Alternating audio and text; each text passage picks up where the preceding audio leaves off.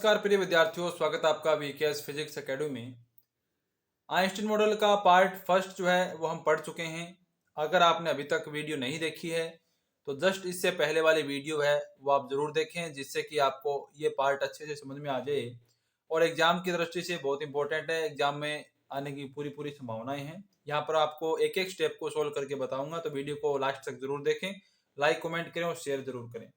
तो यहाँ पर हमारे पास जो माध्य ऊर्जा आती है वो आती है एच क्रॉस ओमेगा 1/2 प्लस के 1/E एच क्रॉस अपॉन के बी टी -1। ये हमने लास्ट वीडियो के अंदर लास्ट में स्टेप निकाला था यहाँ पे। अब यहाँ पे हमारा नेक्स्ट स्टेप आता है इंटरनल एनर्जी ऑफ सॉलिड, ठोस की आंतरिक ऊर्जा। तो ठोस की आंतरिक ऊर्जा जो है वो आइंस्टीन के अकॉर्डिंग कुल कंपन विधाओं की संख्या वो 3n होती है। कुल कंपन विधाओं की संख्या जो है नॉर्मल मोड्स की जो संख्या है वो होती है 3n। तो हमारे पास जो टोटल इंटरनल एनर्जी है U वो हो जाएगी 3NaH क्रॉस ओमेगा, यानी ये जो E बार है इसको हमें 3n से मल्टीप्लाई करना है। तो यहाँ पे 3n लग जाएगा, इस स्टेप के साथ 3n लग जाएगा, तो ये हो जाएगा 3NaH क्रॉस ओमेगा अपॉन 2, यानी यहाँ पे H क्रॉस ओमेगा साथ में मल्टीप्लाई हो रहा है, प्लस के यहाँ पे आ जाएगा आपका 3NaH क्रॉस ओमेगा और अपॉन में ये पूरा का पूरा स्टेप जो है E की H क्रॉस ओमेगा अपॉन के बी टी -1, ये पूरा स्टेप है वो यहाँ पे आ जाता है। अब इस इंटरनल एनर्जी की हेल्प से हमें फाइंड करनी है लैटिस स्पेसिफिक हीट, यानी कि नेक्स्ट अपना पॉइंट है वो आएगा जालक विशिष्ट उष्मा। जालक विशिष्ट उष्मा, लैटिस स्पेसिफिक हीट, सीवी, जिसे हम कहते हैं लैटिस स्पेसिफिक हीट कहते हैं।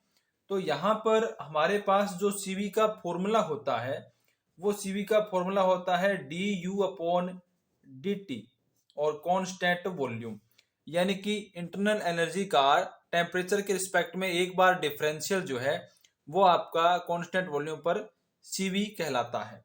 तो हमें क्या करना पड़ेगा, हमें इस इक्वेशन का यानी इस u का t के रिस्पेक्ट में एक बार डिफरेंशियल करना पड़ेगा और वो डिफरेंशियल जो आएगा वो सीवी की वैल्यू होगी। उसके अकॉर्डिंग हम उसमें हाई टेम्परेचर पे लो टेम्परेचर पे सारी वैल्यूज है वो बताएंगे। तो अब आप यहाँ ध्यान से देखिए कि ये आपका u जो है उसका t के रिस्पेक्ट में डिफरेंशियल करना है, अवकलन करना है। तो मेरा ये जो स्टेप है ये तो जीरो हो जाएगा क्योंकि इसमें t है ही नहीं, ये तो कांस्टेंट है, तो ये तो स्टेप हो जाएगा जीरो। फिर हम इसको किस प्रकार से करेंगे, यहाँ पर आप देख सकते हैं यहाँ पर t इसके अंदर है, तो ये 3NH क्रॉस जो है ओमेगा वो तो आपका बाहर कांस्टेंट के रूप में रह जाएगा सीधा ही, तो ये आ गया 3NaH क्रॉस ओमेगा। अब आपको क्या करना है, इसको आपको x मानना है, x मानना है, तो यहाँ पे x की पावर होगी 1, ये ऊपर जाएगा तो x की पावर कितनी हो जाएगी, यहाँ पे हो जाएगी E की H क्रॉस ओमेगा अपॉन के बी टी -1 की पावर होगी -1, यानी x की पावर -1 होगी। अब इसका हम डिफरेंशियल करेंगे तो इसका डिफरेंशियल का फॉर्मूला होता है NaX की n-1। तो आपका n जो है वो पावर है, तो ये -1 आगे आ जाएगा यहाँ पे। इसके बाद में ये x जो है वो वापस से रिपीट हो जाएगा, यानी ये वाला जो पूरा स्टेप x जो हमने मानना है ये यहाँ पे आ जाएगा। और n-1 यानी जो पावर है उसमें से -1 घटानी है आपको, तो -1 ये हो जाएंगे -2, और -2 होने के बाद ये स्टेप नीचे जाएगा तो ये पावर +2 हो जाएगी, स्क्वायर बन जाएगा। और स्क्वायर बनने के बाद क्या होगा, फिर आपको फिर से इसका करना है, इसको आपने x माना है लेकिन x तो नहीं है ये, तो आप फिर से इसका करेंगे दोबारा से एक बार और, तो ये एक है वो कांस्टेंट है तो ये जीरो हो जाएगा।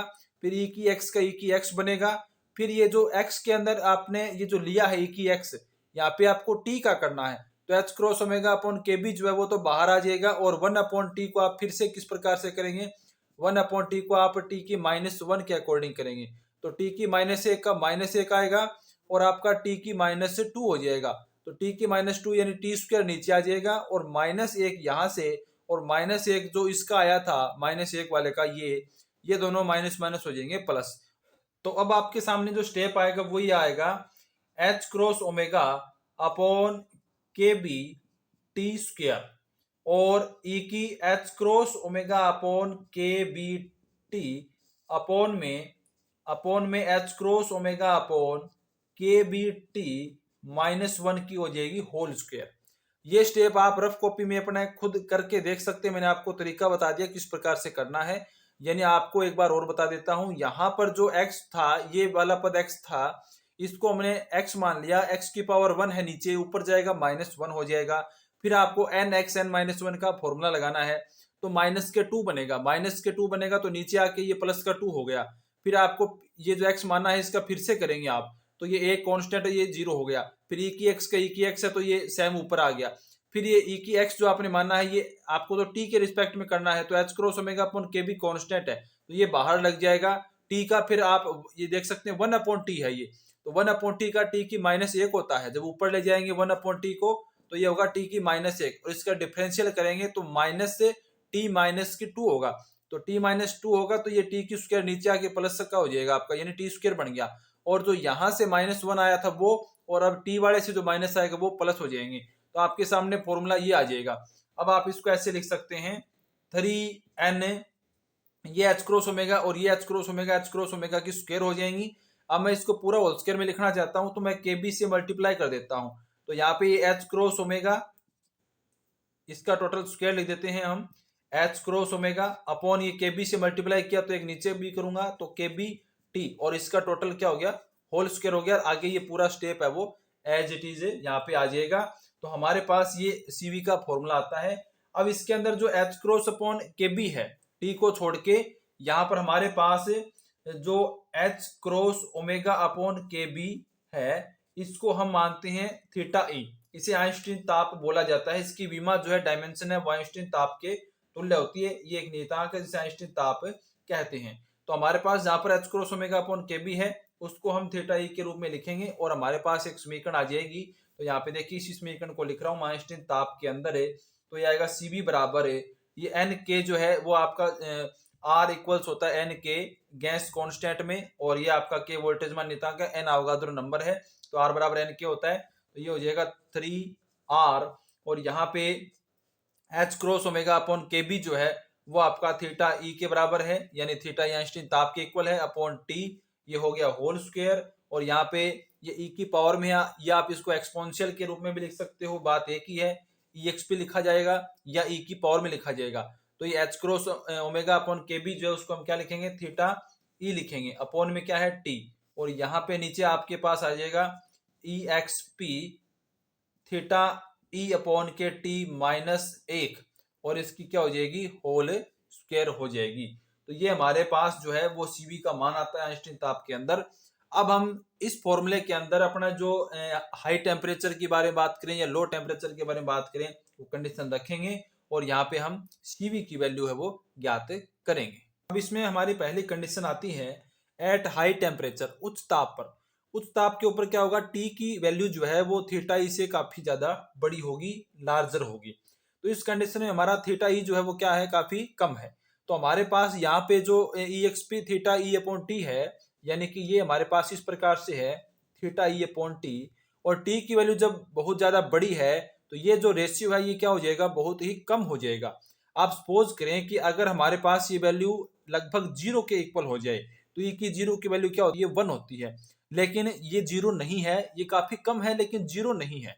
तो आप जो ई एक्स पी थीटा ई अपॉन टी है, इसको आप कैसे लिख सकते हैं, यहाँ देखिए ये ई एक्स पी, या इसको मैं ई की पावर में लिखूं, बात एक ही है, थीटा ई अपॉन टी, ये वैल्यू है वो काफी कम है। Theta E upon T value काफी कम है क्योंकि टी की वैल्यू बहुत ज्यादा है। तो इसको अगर मान लीजिए ये 0 हो तो उसको क्या लिखा जाएगा, 1 लिखा जाएगा, लेकिन 0 नहीं है। तो यहाँ पे मैं इसको इस प्रकार से लिख सकता हूं थीटा ई अपॉन टी, क्योंकि ये वैल्यू बहुत कम है तो इसमें कोई खास अंतर नहीं आएगा।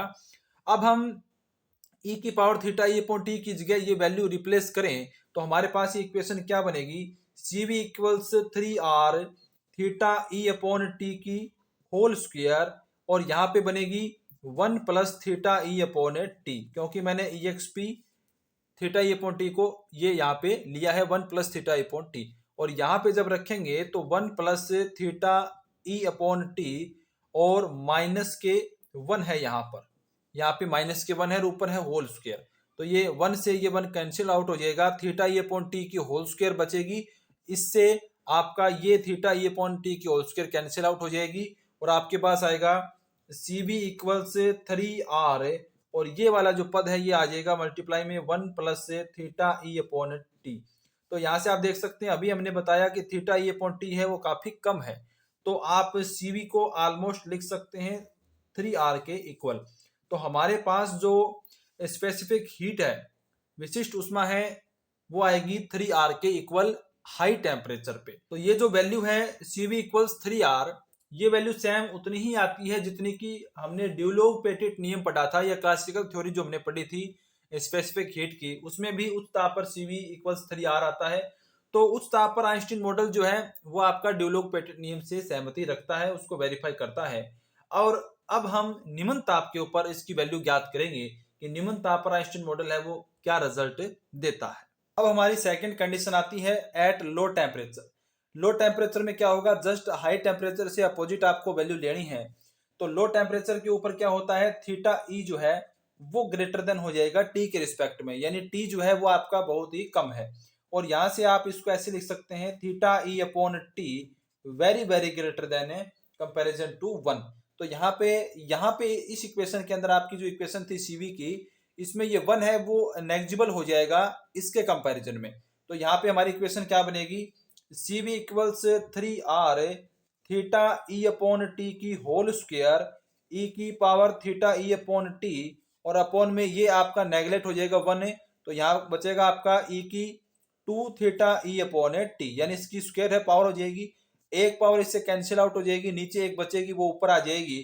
तो आपके पास आएगा CV इक्वल्स 3R थीटा ई अपॉन टी की होल स्क्वायर और ई की माइनस थीटा ई अपॉन टी। ये आपके पास रिजल्ट आएगा आपका लो टेम्परेचर के ऊपर। तो यहाँ पर आप देख सकते हैं कि ये आपकी जो CV है वो डिपेंड करती है ई की पावर माइनस थीटा ई अपॉन टी के ऊपर, यानी एक्सपोनेंशियली ये डिक्रीज होगी, यानी चरघातांकी रूप से इसमें कमी आती है। लेकिन ये आपका आइंस्टीन मॉडल के अकॉर्डिंग न्यून ताप पे रिजल्ट है। और जब हम प्रैक्टिकली वैल्यू ज्ञात करते हैं उस समय हमारी सीवी जो है वो न्यून ताप पर टी की पावर 3 नियम के अकॉर्डिंग डिक्रीज होती है, घटती है। तो जब हम डिबोई मॉडल पढ़ेंगे तो वहां पर ये रूल जो है टी की पावर 3 नियम वाला वो सत्यापित हो जाएगा। तो आइंस्टीन मॉडल और डिबोई मॉडल दोनों ही मोस्ट इंपोर्टेंट है और एग्जाम में इनमें से एक जरूर आएगा। तो आइंस्टीन मॉडल हमने कंप्लीट कर लिया है। इसकी कमियां अभी हम बात करेंगे कमियों की कि इसकी कमियां क्या है। इसके बाद हम नेक्स्ट टॉपिक में डिबोई मॉडल को स्टार्ट करेंगे जो काफी इंपॉर्टेंट है कि आइंस्टीन मॉडल की कमियां क्या है। Short coming of Einstein model. तो अभी हमने जो रिजल्ट देखा न्यून ताप पर वही इसकी कमी है कि न्यून ताप पर जब डी की वैल्यू थीटा ई से काफी कम होती है उस समय सीवी जो है वो ई एक्सपी माइनस थीटा ई अपॉन टी के अकॉर्डिंग क्या होती है, डिक्रीज होती है, घटती है। जबकि प्रैक्टिकली क्या है कि टी की पावर 3 के अकॉर्डिंग घटेगी न्यून ताप के ऊपर। तो ये इसकी फर्स्ट कमी होगी। दूसरी कमी हम ये बता सकते हैं कि आइंस्टीन जो एग्जुम्पशन है, परिकल्पनाएं हैं, उसमें ठोस के सभी परमाणु है उसको उन्होंने माना है कि स्वतंत्र दोलक के रूप में फ्री ऑक्सीलेटर के समान वो कंपन करते हैं, जबकि और उनकी आवृत्ति होती है सबकी एक समान। लेकिन ठोस के सभी परमाणु जो होते हैं वो क्या होते हैं, आपस में स्ट्रॉन्ग बॉन्डिंग से बंधे होते हैं, उनमें युग्म होते हैं, पेयर होते हैं। तो एक्चुअल में जो दोलक है, ऑक्सीलेटर है, वो युग्मित दोलकों के समान कार्य करते हैं। इस अवधारणा को डिबोई ने अपने मॉडल में स्वीकार किया था और वो कुछ ज्यादा बेटर तरीके से एक्सप्लेन कर पाए ठोसों के लिए विशिष्ट ऊष्मा को।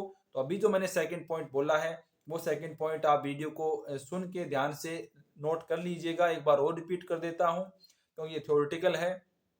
आइंस्टीन कहते हैं कि जो आपके ठोस के सभी परमाणु हैं, ठोस के सभी परमाणु जो हैं वो स्वतंत्र फ्री ऑक्सीलेटर की तरह कार्य करते हैं, स्वतंत्र दोलक की तरह कार्य करते हैं, जिनकी सभी की जो कंपन की आवृत्ति है वो क्या है, एक समान है, एक समान आवृत्ति से कंपन करते हैं। और लेकिन ठोस के अंदर, सॉलिड के अंदर सभी परमाणु जो है वो आपस में बंधे होते हैं, फ्री नहीं होते हैं, यानी एक पेयर के रूप में रहते हैं, युग्म के रूप में रहते हैं। तो यहाँ पर आपको दोलकों को युग्मित दोलक मानना पड़ेगा। तो ये इसकी सेकंड कमी है और इस कमी को पूरा किया था डिबोई मॉडल में। डिबोई ने युग्मित दोलक मान के अपने एक्सप्लेनेशन दी है। तो वीडियो कैसी लगी, वीडियो को लाइक कमेंट शेयर जरूर करें। इस वीडियो में आपको मैंने हर एक स्टेप को एक्सप्लेन किया है और काफी इंपॉर्टेंट है। मिलते हैं नेक्स्ट वीडियो में, चैनल को सब्सक्राइब जरूर करें। धन्यवाद।